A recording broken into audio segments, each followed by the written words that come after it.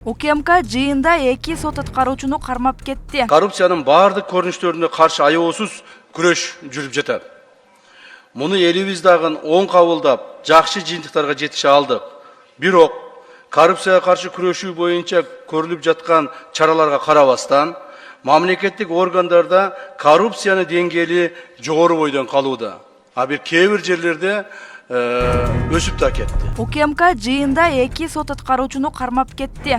Атайын кызмат сот аткаруучулар системасындагы коррупциялык схемага бөгөт коюлганын маалымдады.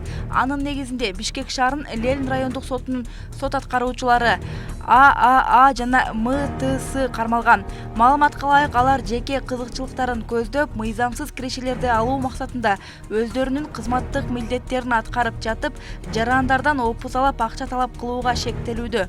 Сот аткаруучулар процессти созуктуруп, аларга мыйзамсыз акчалай сыйлык берилмейинче өздөрүнүн функционалдык милдеттерин аткарышкан эмес деп айыпталууда.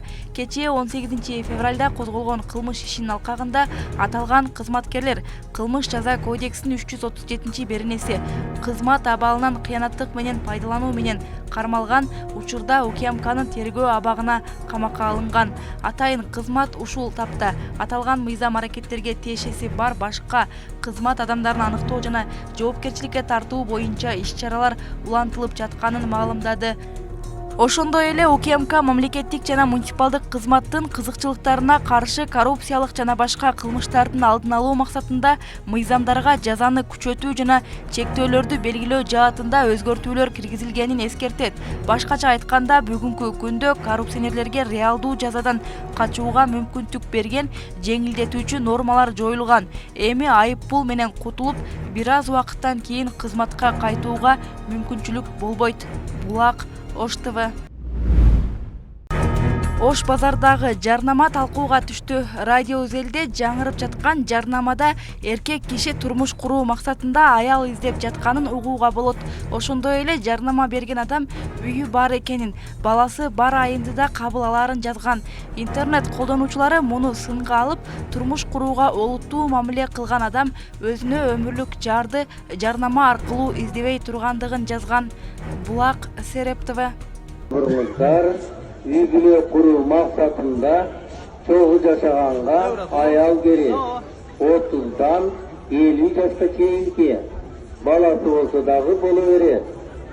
Жашаганга үйү бар, бардык шарттары менен материалдык жактан камсыз болот. Дареги, Московский район, Петровка айылы.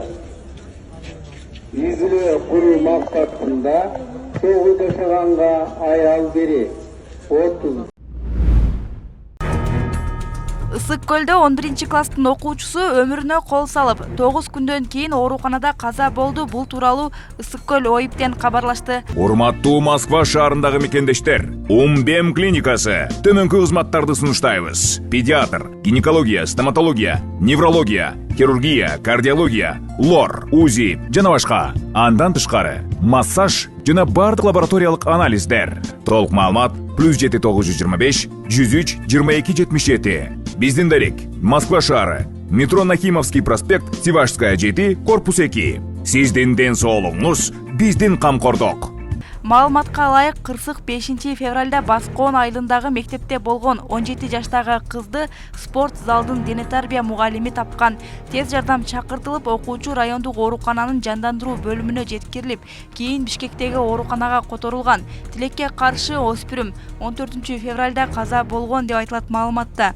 Факты боюнча өзүн өзү өлтүрүүгө жеткирүү беренеси менен иш козголгону маалым болду. Булак, Спутник KG.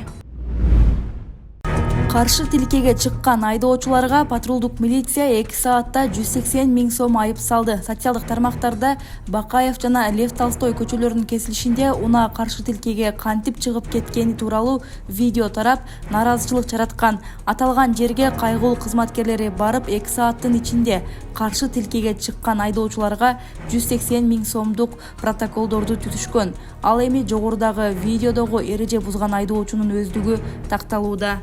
Булак, Арча медиа. Беловодскийде 10 894 сом болуптур да. Ошол эле учурда Бишкекте болсо 5998 сом, эки эсе ашыптыр тарифтер. Эми болбойт да мындай. Алмаз Ахунжанович, буну деген энергетика министри менен тактап берсеңиз, аз счетторду карап атам да, пенсионерлер, эми баардыгынын эле үйү 80 квадрат метр эмес да. Айыл жергесине бүт эле частный үйлөрдө турат. Анан кыргыздар качан эле тиги 30 квадрат метр үй салып калышты эле. Ошонун баарын текшерсек, счеттордун баарын жөнөтүп атышат. Элвира Жаргалбековна 40 000, 30 000, өткөн кышта 8 000 төлөсөк, азыр 21 000 мына 34 000 деп квитанцияларын жөнөтүп атышат да, 50 000ден алып атабыз деп. Бул жагы туура эмес болуп калды. Анчалык баары кымбаттап аткан учурда мен ойлойт элем да, ушул жагын энергетика министрлиги өздөгүндөгү жанагы ичиндеги потеряларды жокко чыгартып, анан ичиндеги ызычуулар токтотуруп, анан ушул жакка көңүл бурса болот эле да. Чүйдүн тегерегинде жашаган адамдарга аябай кыйын болуп калды. 2 эсе кымбаттаган тарифтер, анан счетуңар канча болду десем, 500% кымбаттаптыр да. Аябай туура эмес. Бул деген көрөсүздөр го, кийин бир унчукпаган, эки унчукпаган анан ызычуу болуп кетсе, аягында кайра депутаттар унчуккан жоксуңар дебегиле да. Биз айтып атабыз. Мен өткөн жумада мына ишкерлер менен жолуктум. Алар мындай айтып атышат. Биз керек болсо отказ кылабыз дейт отоплениядан. Себеби 40 000ден ушундай 40 000 келип атат, 50 000 келип атат деп атышат да. Коммерциялык тариф менен таптакыр бизге оор болуп калды деп атышат да. Ушундай кичинекей офистер, мына ишкерлер биз отказ кылабыз деп атышат да. Уважаемый Алмаз Ахунжанович, гражданам действительно тяжело стало вот оплачивать тарифы. Я хотел бы вас попросить первое, сделать анализ, как идет вообще оплата сейчас за коммунальные услуги. Сколько граждан по сравнению с 2024 годом оплачивают и сколько уже не могут оплачивать.